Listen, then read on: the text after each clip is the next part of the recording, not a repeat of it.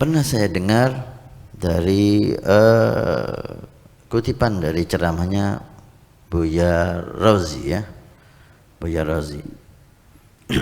Ada yang perlu kita ambil dari beliau, terutama hal ini. Beliau menasihati kepada kita, dan itu saya pikir memang banyak terjadi, bahwa aliran Ahlul Bid'ah atau yang keluar dari Ahlus Sunnah wal Jamaah, mereka punya metode untuk penyebaran akidah sesatnya, akidah jeleknya melalui belajar Al-Quran.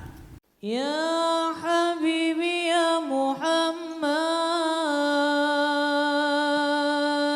Datangnya dari Akhina Sofi dari Jateng. Ingin bertanya ya Habib, sekarang di desa-desa khususnya di wilayah dekat-dekat tempat tinggal saya, sudah banyak sekolah-sekolah yang di situ diajarkan hafalan-hafalan Al-Quran sejak usia dini. Mohon bimbingan ya Habib, cara kita agar kita tahu kalau sekolah itu termasuk yang ahli sunnah wal jamaah atau bagaimana katanya Habib. Soalnya sebagai awam kita masih bingung dalam menentukan sekolah untuk anak-anak yang masih usia dini katanya Habib. Alhamdulillah, memang itu sangat penting ya, apalagi anak kita ini ibarat kertas yang masih kosong, kaset yang masih kosong, tergantung mau diisi apa kaset dan ditulis apa kertas tersebut. Nabi SAW tentang ilmu ini beliau sangat perhatian, dan bahkan ada riwayat inna hadzal ilma dinun, ilmu ini termasuk agama, inti agama. Fanduru amman ta'khuduna dinakum, maka lihatlah, perhatikan kepada siapa kau ambil agamamu. Nabi SAW dalam hadis ini betul-betul menghimbau kepada kita untuk mencari guru yang betul-betul bisa menyelamatkan kita, bisa membimbing kita di jalan yang diridhai oleh Allah Subhanahu wa taala. Bukan guru yang berpenampilan ulama, bukan guru yang pandai baca Quran dengan fasih dan merdu atau hafal hadis sekian banyak. Bukan hanya itu, bukan penampilan berjubah, imamah atau jenggot besar lah. Lihat, ini guru bisa menyampaikan kita ke Allah apa tidak? Karena jika salah, kita belajar agama dengan guru yang salah akan membuat kita semakin jauh dari Allah. Belajar agama tapi semakin jauh dari Allah. Belajar sunnah tapi semakin jauh dari Rasulullah. Kenapa? Karena kita belajar dari guru yang salah. Ajarannya memang Al-Quran, ajarannya memang hadis, tapi pemahaman Al-Quran dan hadis sesuai dengan keinginannya dia atau sesuai dengan orang-orang yang tidak diridhai oleh Allah, bukan ulama atau salihin, bukan seperti yang diinginkan oleh Allah atau yang diinginkan oleh Rasulullah Shallallahu Alaihi Wasallam. Maka sangat perlu untuk berhati-hati.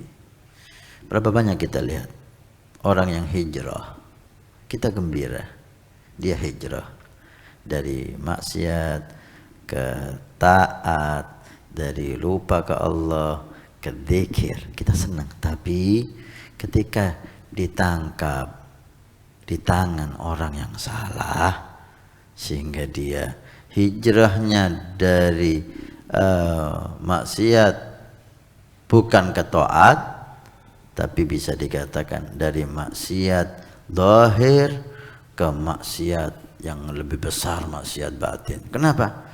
Karena sebelum dia hijrah, dia maksiat tapi melihat orang-orang soleh dengan penuh hormat, dengan penuh cinta. Dia maksiat tapi husnudzon dengan mereka para aulia salihin. Dia merasa hina melihat mereka aulia salihin dengan penuh kemuliaan. Tapi setelah dia hijrah, dia merasa dirinya mulia dan melihat aulia salihin dengan kacamata kehinaan. Bahkan berani mencaci mereka, bahkan berani mensyirikkan dan membid'atkan mereka. Kapan ini? Setelah hijrah. Ini yang kita sayangkan. Oleh karena itu, pertanyaan yang sangat penting, ya. Al-Quran ibadah yang paling afdal. Afdalu ibadati ummati tilawatul Quran. Paling afdalnya ibadah umatku baca Quran. Adibu auladakum ala thalathi hisar, sabda Nabi. Didik anak 3 hal. Hubbi nabiyikum, cinta Nabi Muhammad. Wa hubbi ahli baiti, cinta keluarga anak cucu Nabi Muhammad. Dan yang ketiga, tilawatil Quran. Didik anakmu untuk bisa baca Quran. Pendidikan Al-Quran punya tempat yang besar di agama Nabi SAW. Tapi jangan di tangan orang yang salah. Loh, apakah orang yang pandai Quran bisa salah, Habib? Pernah kita sebutkan hadis yang diriwayatkan Bukhari wa Muslim. Bagaimana Nabi menasihati kita, orang yang kurang ajar sama Nabi SAW. Nabi mengatakan, orang ini punya pengikut, membaca Quran seperti baru diturunkan oleh Allah. Artinya sangat pandai bacaan Quran. Mungkin dia hafal Quran, pandai tajwid, tapi tidak punya iman, kata Nabi. Hati-hati. Pernah saya dengar dari kutipan dari ceramahnya Buya Razi, ya, Buya Razi. Ada yang perlu kita ambil dari beliau, terutama hal ini. Beliau menasihati kepada kita, dan itu saya pikir memang banyak terjadi, bahwa aliran ahlu bid'ah atau yang keluar dari ahlu sunnah wal jamaah, mereka punya metode untuk penyebaran akidah sesatnya, akidah jeleknya melalui pelajar Al-Quran. Dia menciptakan rumah-rumah tahfidz yang tujuannya setelah anak-anak itu diajari Quran, kemudian dicetak sebagai anak yang membenci aulia, membenci salihin, membid'ahkan maulid, mengkufurkan ziarah kubur, dan seterusnya. Ini, kata Buya Razi, menjadi salah satu trik mereka. Dan ini kalau kita dengar pengakuan dari mereka sendiri kepada gurunya Buya Razi. Kalau nggak salah seperti itu yang saya dengar.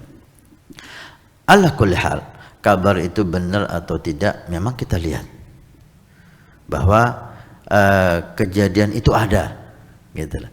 Kejadian itu ada, walaupun tidak bisa kita katakan semuanya rumah tahfidz itu lah, ya. Tapi hati-hati, ada rumah-rumah tahfidz yang dibuat oleh mereka. Maka kalau kita ahli sunnah wal jamaah, kalau kita cinta kepada aulia salihin, kalau kita pengikut ajaran yang senang maulid, senang ziarah kubur, jangan taruh anak Anda ke sana. Cari rumah tahfidz yang ahli sunnah wal jamaah. Kurang megah bangunannya, Habib, nggak apa-apa. Kurang disiplin gurunya, Habib, nggak apa-apa. Kalau memang nggak ada lagi yang disiplin tapi ahlu bid'ah, yang kurang disiplin tapi ahli sunnah, lebih baik kalau saya tak taruh anak saya yang kurang disiplin. Ya kita beri masukan supaya disiplin dia, gitu, daripada disiplin, bagus, metode, cepat, bangunannya mewah, tapi anak kita jadi ahlu bid'ah. Kita dikufurkan nanti, kita disyirikkan nanti. Hati-hati.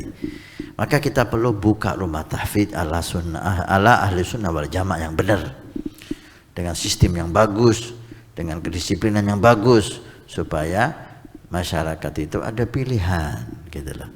Kalau memang mereka mau yang tahfidz ahli bid'ah, silahkan, Anda bebas.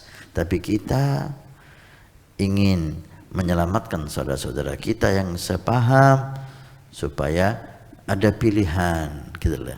Banyak dari anak-anak saudara kita yang ingin hafal Quran, ingin mempelajari Quran dengan benar, dengan tempat yang bagus, mewah, dengan metode yang cepat, kedisiplinan guru. Ini banyak, makanya perlu kita buat hal itu gitu. Kita buat rumah tahfidz ala ahli sunnah wal jamaah sehingga anak itu mempelajari Al-Quran, menghafal Al-Quran dan cinta kepada Nabi Muhammad, dan cinta kepada aulia salihin, dan cinta kepada ahli bait Nabi sallallahu alaihi wasallam sehingga Al-Quran menjadi cahaya di hatinya. Nabi bersabda, man izdada ilma, siapa yang bertambah ilmu, walam yazid huda, tapi hidayah Allah enggak tambah, lam yazdad min Allah illa bu'da, dia semakin tambah hafalan Quran semakin jauh dari Allah. Subhanallah, semakin tambah ilmu agama semakin jauh dari Allah.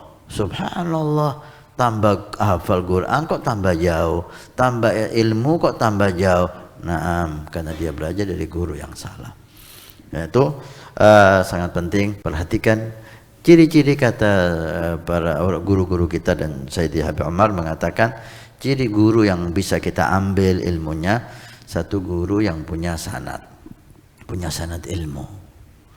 Dari gurunya ke gurunya Habib Umar ke gurunya Habib Qadir bin Ahmad, Habib Qadir bin Ahmad ke gurunya abahnya sendiri Al-Habib Ahmad bin Abdurrahman, dari gurunya abahnya dan Habib Ali Habsyi, dan seterusnya terus sampai kepada Syekh Abu Bakar bin Salim, sampai kepada Abdul Rahman Segaf, sampai ke Baginda Muqaddam, sampai ke Muhajir Ilallah, sampai kepada Imam Ali Zainal Abidin As-Sajjad, sampai kepada Sayyidina Husain Asy-Syahid, sampai ke Ali bin Abi Thalib, Fatimah Zahra, dan Rasulullah Muhammad sallallahu alaihi wasallam. Ilmu yang bersanad, yang jelas dari beliau sampai ke Nabi Muhammad, jelas ada sanadnya, ilmunya, dan itu insya Allah lebih diharapkan atau lebih dijamin keaslian ilmunya dan kebenaran ilmunya. Kemudian tentunya orang yang saleh, orang yang istiqamah, itu yang bisa kita ambil ilmunya di samping sanad, kesolehannya, ketakwaannya. Kalau udah nggak punya sanad, udah jangan Anda dekat-dekat, jangan Anda sok menjadi orang yang kita ambil yang baik, yang jelek kita buang. Kalau yang dikhawatirkan oleh para salihin, yang Anda anggap baik ternyata itu jelek, karena Anda nggak tahu. Ya jahil, ghalid man ya'rif. Hei orang yang nggak tahu, udah cari aman, ikut yang benar.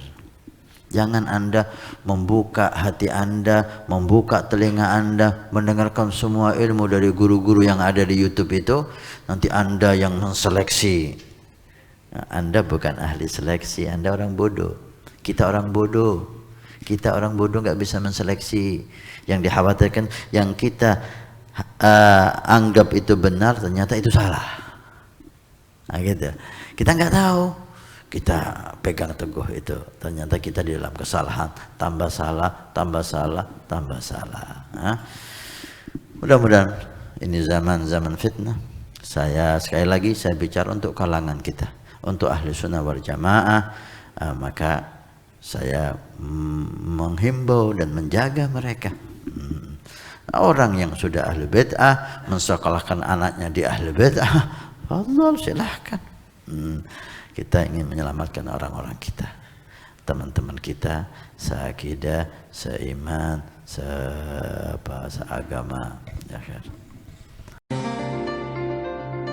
Nabi bersabda, man bana masjidan banallahu baitan fil jannah. Siapa yang ikut membangun masjid, maka Allah akan membangunkan rumah di surga. Pondok Pesantren Nurul Iman akan membangun masjid 2 lantai plus aula.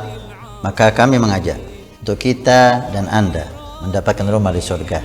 Kami membutuhkan 2.000 orang, per orang 100.000 per bulan selama 1 tahun. Silahkan Anda daftarkan diri Anda atau almarhum dari orang tua keluarga Anda yang sudah meninggal, atau Anda niatkan untuk putra Anda supaya menjadi putra yang saleh salehah.